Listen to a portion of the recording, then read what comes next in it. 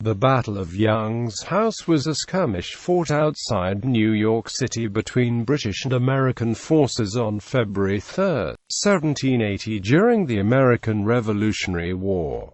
A British force attacked and destroyed a Continental Army outpost in Westchester County, New York. Background: following the British Army's successful occupation of New York City in 1776, the second year of the American Revolutionary War, the areas surrounding the city that were between the American and British lines became a no-man's land. These areas, which included Westchester County, New York and Greenwich, Connecticut, were frequently the site of raiding actions between the combatants. At the end of 1779, this no-man's land included Tarrytown and White Plains. The American lines were not far north of this area, extending into Mount Pleasant. An outpost at Four Corners occupied particularly advantageous ground, and its occupation was more than once disputed. The outpost was on the property of Joseph Young, a local landowner. His house and barns were occupied by Continental Army troops beginning in August 1776.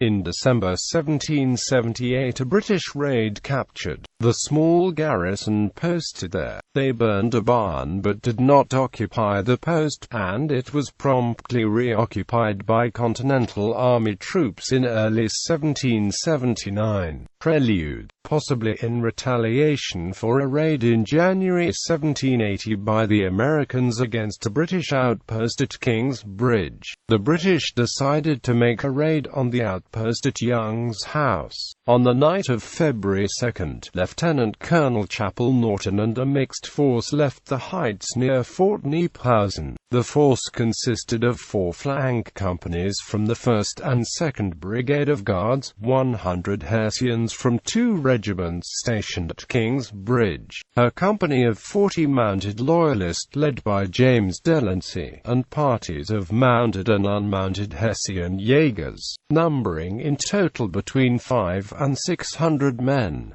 They brought with them 2 small field pieces, and set out in sleighs owing to deep snow. However, both the sleighs and the field pieces were left behind when it was found that the men moved more quickly on foot. Because of the difficult conditions the expedition did not reach the American lines until 9 a.m. on February 3. The outpost at Young's House was the central point for a garrison that guarded a portion of the American line extending about 2 miles westward, toward the Hudson River, and a slightly longer distance to the east. The 250-man garrison consisted of 5 companies drawn from the Massachusetts 1st, 3rd, 9th, 14th, and 15th regiments, and were under the overall command of Lieutenant Colonel Joseph Thompson. Captain Stoddard and Roberts of the 15th and 1st were stationed to the west. Captain Lieutenant Farley of the 9th and Captain Cooper of the 14th were stationed to the east, and Captain Watson of the 3rd was with Thompson at the house.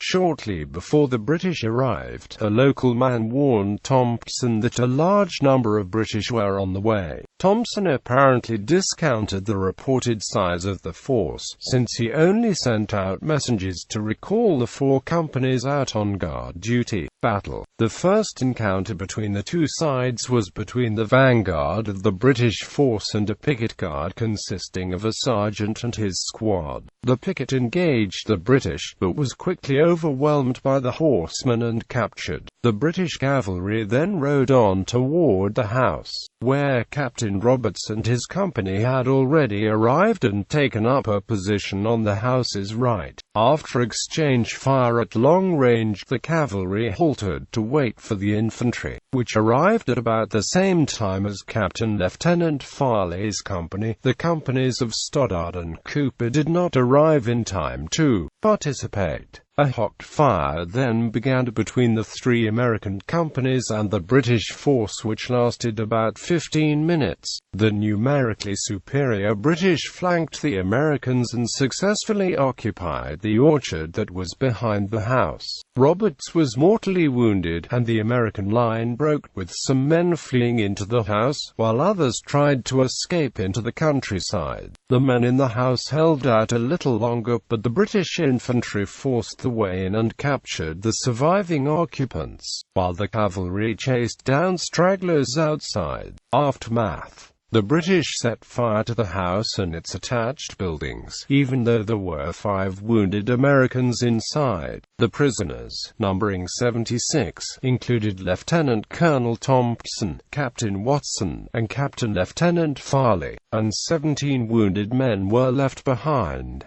The prisoners were taken to King's Bridge. Sources disagree whether Joseph Young was present during the battle. Some historians claim that he was taken prisoner in the December 1778 raid, while others suggest he was not captured until this action.